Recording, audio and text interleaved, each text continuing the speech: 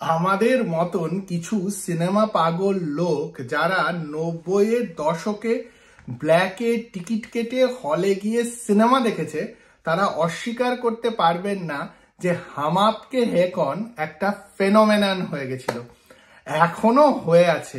আপনার হাম আপকে হে কন ছবিটা ভালো লাগুক কি না লাগুক, হাম আপকে হে কন ফেনোমেনন। আজকের আড্ডা হাম আপকে হে কন ছবিটিকে নিয়ে। আমি তন্ময়, আশা করি আপনারা সকলে ভালো আছেন।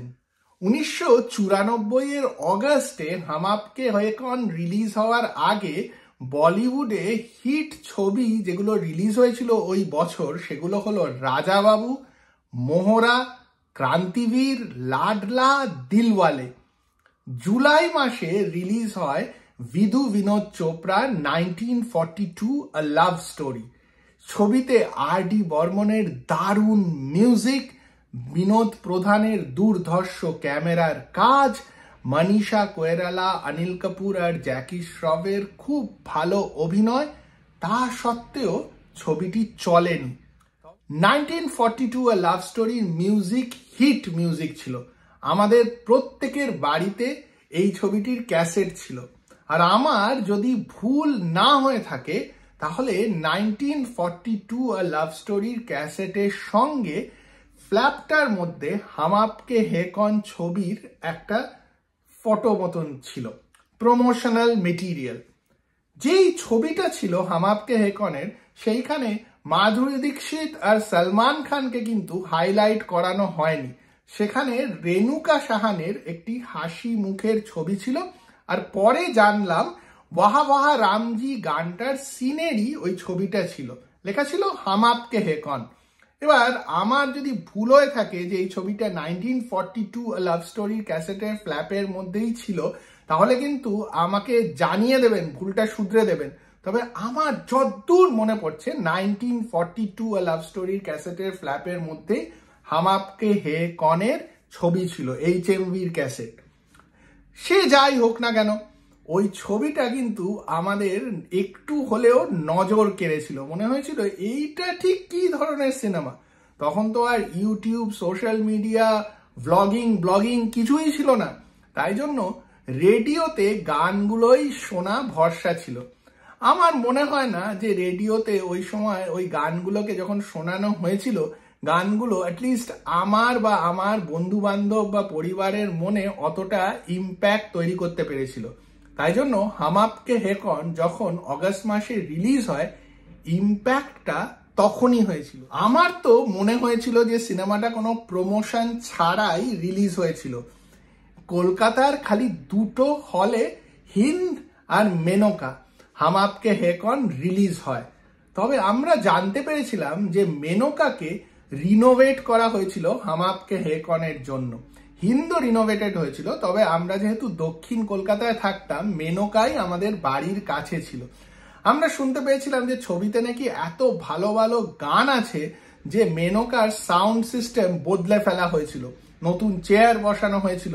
আর গানগুলো যখন দেখানো হবে তখন ডিস্কো লাইট জাতীয় কিছু একটা করা হবে সিনেমা হলে। এইসবগুলো শোনা সত্ত্বেও কিন্তু ছবি দেখার খুব একটা আগ্রহ হয়নি। আমার মামাতো দিদি আর তার বন্ধুরা কিন্তু বলতে শুরু করে, হাম আপকে হে কন এমনই একটা ছবি, এই ছবিটা আমাদের দেখা প্রয়োজন। ফ্যামিলির সবার নাকি এই ছবিটা ভালো লাগবে, আর প্রত্যেকের জন্য ছবিটাতে কিছু না কিছু রয়েছে। পরিবার থেকে আমাকে আর আমার মামাতো দিদিকে দায়িত্ব দেওয়া হয়, যাও মেনকায় গিয়ে ছবিটা দেখে এসো। আমরা যখন ছবিটা দেখতে গেলাম তখন কিন্তু মোটামুটি ছবি পিক আপ নিয়ে নিয়েছে। টিকিট ব্ল্যাক হচ্ছে, আমরা ব্ল্যাকের টিকিট কেটে হাম আপকে হে কন দেখতে গেলাম। মাধুরী দীক্ষিতকে তো ভালোই দেখতে, তবে দারুণ একটা ইন্ট্রোডাকশন সিন দেওয়া হয়েছিল স্কেটস এর উপরে। তারপরে ওয়াহা ওয়াহা রামজি গানটা, যাই দেখছি ছবির পর্দায় যেন নতুন, প্রচন্ড গ্লিটস অ্যান্ড গ্ল্যামার ভরা, আর কিরম যেন চমকপ্রদ। তবে আমার মনে আছে আমি সবচেয়ে বেশি অস্ট্রাক হয়ে যাই জুতে দে দো পয়সা লেলো গানটা শুনে। গানটাতে মাধুরী দীক্ষিতের ওই যে সবুজ জামা, তা আজও আমার মনে ধরে আছে। মাধুরী দীক্ষিত সবুজ রংটাকে দারুণ ক্যারি করে। হাম আপকে হ্যায় কন ছাড়াও অঞ্জাম আর দেবদাসেও সবুজ রঙের জামা কাপড় পরেছেন উনি, আর ওনাকে দারুণ লেগেছে। তবে হাম আপকে হ্যায় কনই শুরু, জুতে দে দো গানটা যখন শুরু হয় তখন বুঝতে পারি এই ডিস্কো লাইটের ব্যাপারটা কি। ছবি স্ক্রিনের সামনে কয়েকটা লাইট লাগানো হয়েছিল, যেগুলো ঠিক ডিস্কো বলা যায় না, টুনি লাইট বললেই চলে। যখন গানগুলো হচ্ছে তখন ওই টুনি লাইটগুলো ঝিকমিক ঝিকমিক করে জ্বলছে, আর গানগুলোর সময় সাউন্ড সিস্টেম যেন অন্যরকম একটা ঝঙ্কার বিটস বলুন বা বুম বলুন, অন্য ধরনের একটা এক্সপিরিয়েন্স দিয়েছিল হাম আপকে হ্যায় কন। ছবির গল্প কি আর গল্পে কি হচ্ছে তাই নিয়ে ভাবার কোনো সময়ই ছিল না। প্রত্যেকটা সিনই একটা স্পেকট্যাকল। ইনডোরেই শুটিং হচ্ছে, 1942-র একেবারে উল্টো। তবে ইনডোর শুটিং এর মধ্যে আমরা যা দেখছি তা আমরা কখনো দেখিনি। ওই রকম বাড়িও দেখিনি, সকাল বিকেল লোকে এত দারুণ দারুণ খাবার খাচ্ছে তাও দেখিনি। আজগুবি মনে হলেও ভালো লাগছে। ওই ধরনের বিয়ে বাড়ির কথা তো আগে শোনাই যায়নি, অ্যাটলিস্ট কলকাতার বাঙালিরা কখনো শোনেনি ওই ধরনের বিয়ে বাড়ি। আমাদের মতন লোক যখন হাম আপকে হ্যায় কন দেখেছিল তখন সেই সিনেমাটিক এক্সপিরিয়েন্সটা যেন একটা শো দেখার মতো। হলের মধ্যে সবাই এরম করে বসেছিল। আমি আর আমার মামাতো দিদিও বাড়িতে এসে দারুণ ফিডব্যাক দিলাম যে এই সিনেমাটা বাড়ির সবাইকে মিলে দেখতে যেতেই হবে।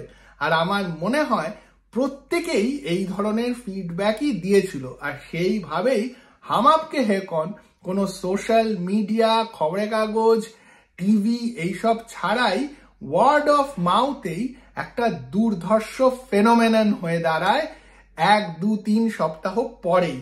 আর সেই ফেনোমেননটা চলতেই থাকে, লোকে বারবার হাম আপকে হ্যায় কন দেখতে যেতে থাকেন, আর প্রত্যেকের ভাল লাগে। গানগুলো সবার মুখে মুখে ঘুরতে থাকে। যে কোনো মামা বাড়ির গ্যাদারিং এ গেলেই বাচ্চাদের বলা হয় হাম আপকে হ্যায় কনের গান কর, মাধুরী দীক্ষিতের মতো নাচ। সব জায়গাতেই হাম আপকে হ্যায় কন নিয়ে কথাবার্তা হতে থাকে। হাম আপকে হ্যায় কনের আরেকটা মজার ব্যাপার ছিল, ছবিতে সলমান খান আর মাধুরী দীক্ষিত স্টার হওয়া সত্ত্বেও কথাবার্তা হতে থাকে রেণুকা সাহানে, মনীষ বৈল, হিমানি শিবপুরি, অজিত বচানি, আলোক নাথ, সতীশ শাহ, লক্ষ্মীকান্ত বের্ডে, অনুপম খের, রিমা লাগু, এদের সবাইকে নিয়ে। প্রত্যেকটা চরিত্রকে মানুষ মনে রাখেন, আজও সেই চরিত্রগুলো নিয়ে আলোচনা করেন। হাম আপকে হ্যায় কন এমনই একটা ছবি যেখানে হিরো হিরোইনের বাইরের পার্শ্ব চরিত্ররাও ফেমাস হয়ে পড়ে। আমরা হাম আপকে হ্যায় কনে সতীশ শাহ কোন যোগগুলো করছেন সেগুলো মনে রাখি, বিন্দু কিভাবে সানগ্লাস পরছেন বা এরম করে চোখ টিপছেন তা নিয়ে মজা করি। এইরকমই ছিল সিনেমাটার ম্যাজিক। এই ধরনের সিনেমা যা একটা পারিবারিক সেট আপ দেখায়, অনেকটা আজগুবি, আর পারিবারিক সেট আপটা পরিবারের ভিতর ঢুকে পড়ে। আমার মনে হয় না আজ পর্যন্ত এরকম কোনো সিনেমা হয়েছে। ছবিটা একটা সলমান খানকে বা একজন মাধুরী দীক্ষিতকে স্টার করেনি, ছবিটা অনেকগুলো অ্যাক্টরকে স্টার করে দিয়েছিলেন। আর হাম আপকে হ্যায় কনকে পারিবারিক ছবির গ্যাংস অফ ওয়াসেপুর বললেই চলে। আজকে ভাবতে অবাক লাগে যে হাম আপকে হ্যায় কনের মার্কেটিং স্ট্র্যাটেজি কতটাই দারুণ ছিল। এই ধরনের সিনেমা ওই রকম অ্যাকশন মার্কেটে চলতে পারে এটা ভাবাই দুঃসাহসিক একটা ব্যাপার। নদিয়াকে পারের রিমেক, তবে কলকাতার বাজারে অ্যাটলিস্ট নদিয়াকে পার আর তার যে এটা রিমেক এই নিয়ে খুব একটা কথাবার্তা হয়েছিল আমার তো মনে হয় না। আমরা আজকে যাই বলি না কেন, নদিয়াকে পার কিন্তু কলকাতায় অনেকবারই রিলিজ হতো। আমার মনে আছে অনেকবারই নদিয়াকে পারের পোস্টার দেখেছি। তবে ভোজপুরি সিনেমা বলে রিলিজ হতো। ওই সিনেমাটার রিমেক আসছে তাই দেখে দর্শক উত্তেজিত হয়ে যাবে, আমার মনে হয় না এটা সম্ভব ছিল। যদি আমি ভুল হই তাহলেও আমাকে জানাবেন।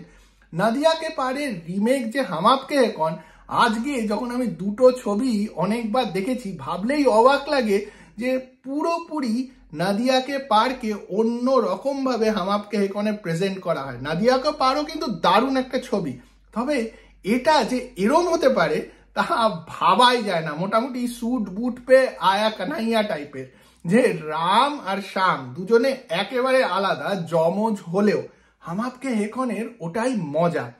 তারপর আজকেই জানতে পারলাম যে হাম আপকে হে কন যখন সাউথে ডাবড হিসেবে রিলিজ হয়েছিল সেখানেও সুপারহিট হয়েছিল। সত্যি কথা বলতে কি, রিমেক, প্যান ইন্ডিয়া এইসব ট্রেন্ড বোধহয় হাম আপকে হে কনই শুরু করেছিল। তবে হাম আপকে হে কনের সবচেয়ে বড় অবদান হলো পরিবারকে কাছে এনেছিল। আমাদের ফ্যামিলি এতবার একসঙ্গে হাম আপকে হে কন মেনকাতে গিয়ে দেখতেন যে আমি তো বোর হয়ে গেছিলাম। সবসময় দায়িত্ব দেওয়া হতো টিকিট কেটে আনতে, আমি এক দুটো শোতে বাইরেও দাঁড়িয়েছিলাম। আমাকে তখন বলা হলো, তুই হাম আপকে হে কনের মতন সিনেমা বুঝিস না আর বাইরে দাঁড়িয়ে থাকিস, তোর কিচ্ছু হবে না। এইরকমই ছিল হাম আপকে হে কনের ম্যাজিক। আমি শিওর যে আপনাদের যারা হাম আপকে হে কন ফেনোমেনার সময় সিনেমা দেখতে যেতেন, আপনাদেরও নানা ধরনের এই ছবিটিকে নিয়ে এক্সপিরিয়েন্স রয়েছে। ছবিটি ভালো হোক খারাপ হোক তা পরের কথা, হাম আপকে হে কন প্রত্যেক সিনেমা প্রেমী দর্শকের মধ্যে কোনো না কোনো ইম্প্যাক্ট তো তৈরি করেই ছিল। আর সেই ইম্প্যাক্টটা কি তা কমেন্ট বক্সে জানান। আর আপনি যদি হাম আপকে হে কন দেখে না থাকেন তাহলে এক্ষুনি দেখে ফেলুন। দারুণ গান, জাঁকজমকপূর্ণ সেট, এই ধরনের সিনেমা খুব কমই হয়। সত্যি কথা বলতে কি, সিনেম্যাটিক ভাবে আমি অনেক সময় হাম আপকে হে কনকে ক্রিটিসাইজ করি, তবে যখনই দেখতে শুরু করি তখন কিন্তু থামা যায় না। আপনাদের যদি এই ভিডিওটা ভালো লাগে তাহলে লাইক আর শেয়ারও করুন, আর যদি চ্যানেলটি ভালো লাগে তাহলে সাবস্ক্রাইব করতে একদম ভুলবেন না।